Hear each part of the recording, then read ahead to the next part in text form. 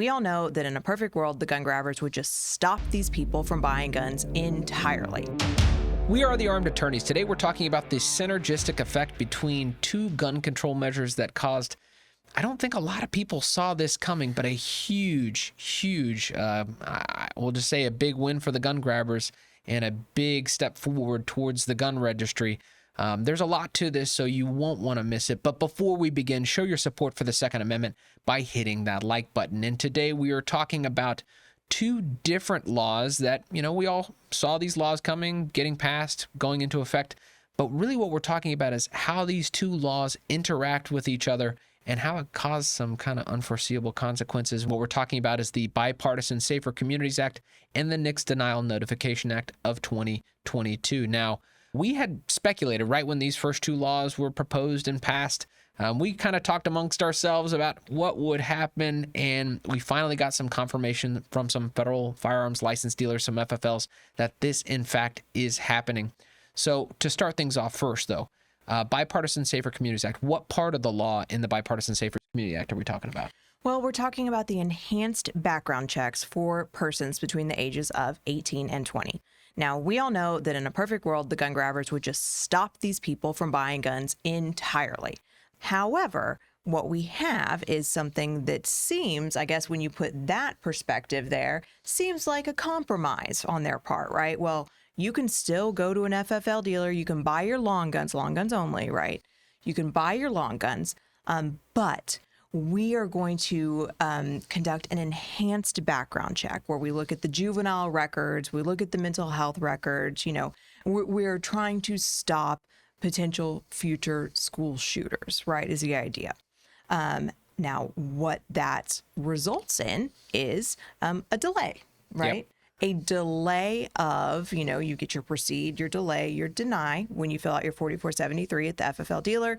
It's going to be a delay while law enforcement digs further than they normally would into the background of that 18, 19, or 20-year-old person.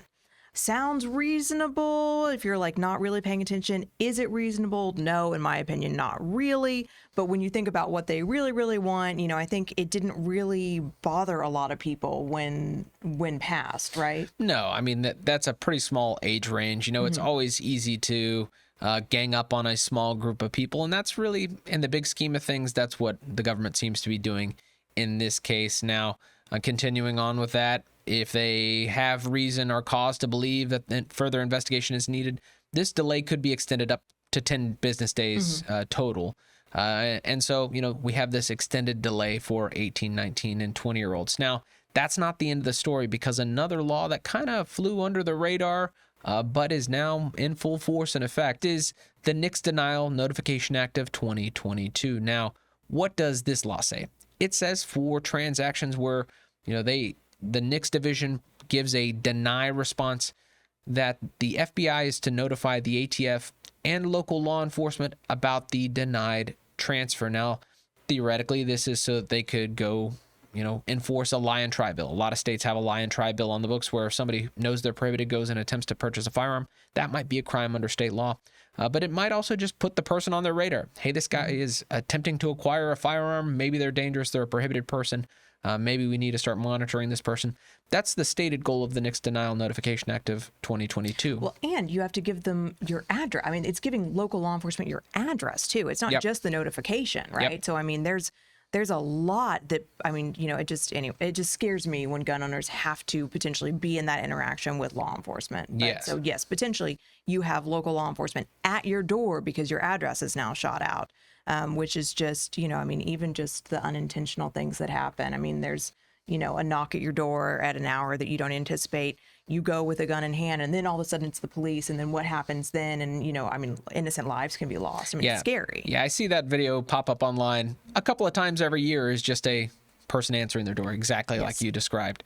Now, there's a little bit more to this, because the way that they are actually implementing it, which is not part of the law, but this is just the administration of the NICS Denial Notification Act, is for FFLs when they attempt to transfer a firearm, they are getting a notification from NICS saying, we have a response for you, but we're not going to give you that response until you enter the address, to Emily's point.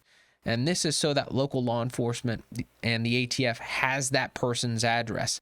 Now, what's a little bit unscrupulous about this is what? Yeah, well, I was going to say, if it's a proceed, they're not going to get that. No. But you don't know. The dealer does not know if it's a delay or a deny before they enter the address. It won't tell them. So even though the law itself, and we've talked about this in past videos, but let's reiterate here, the law itself says addresses go in for denies. In the way it's been put into practice, the address of the individual is getting shot out to law enforcement whether or not they are denied or delayed.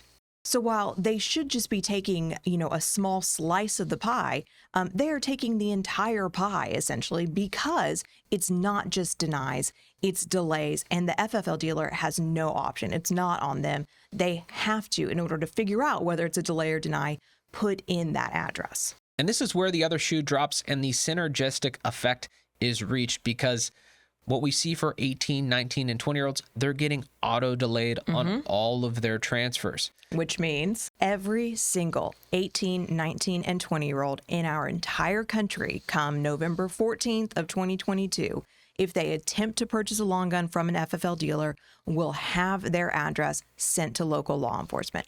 Every single one.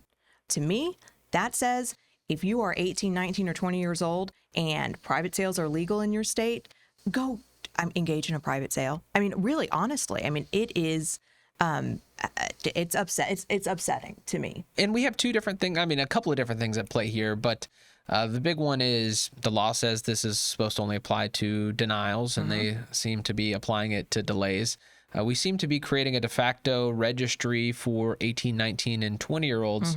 Now, the NICS division will delete the addresses after, once they say, let's say they get a proceed. They're supposed to delete that information under the law, but NICS doesn't have control over the ATF. NICS doesn't have control over local law enforcement. And there's no provisions in the law saying that those agencies have to get rid of that information. So I think it's really insidious.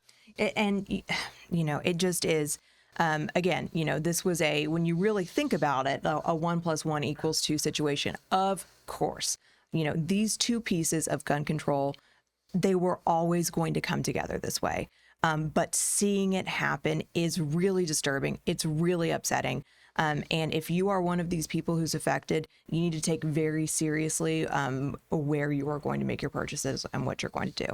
Now, the law is already on the books, but practically will not go into effect until November the 14th, 2022. That's how NICS has notified all the FFLs. That's what's going to happen. But we're going to be following this story very, very closely, and you won't want to miss it. So if you enjoyed this discussion, consider subscribing, hitting that like button, and help us fight the anti-2A algorithm by sharing this video. And please question and comment below. Always tell us what you want to hear about. We love to pull future videos from what you guys are really asking about. And until next time, we're the Armed Attorneys.